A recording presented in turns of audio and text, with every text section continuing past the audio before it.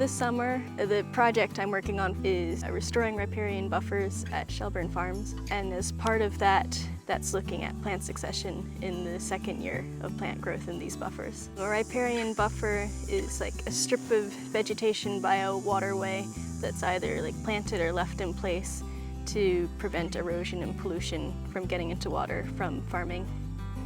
When I have field days, I have two types of surveys I'm doing. So today I'm doing a richness survey. I measure transects and I walk along them and I write down every plant species I see. And while I'm doing it, I'm also taking pictures of things that are blooming so I can add them to the iNaturalist project so people can use it as an education tool and add to it in the future. The other survey I do is for survival, to see how well the plants we actually planted are doing. So I have a list of how many of each species we planted in each plot, and then I go around and hunt down individual plants and say whether they're alive or not.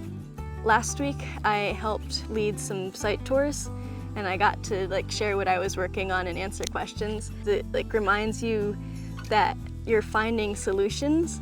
But yeah, I've had to learn to do a lot more public speaking and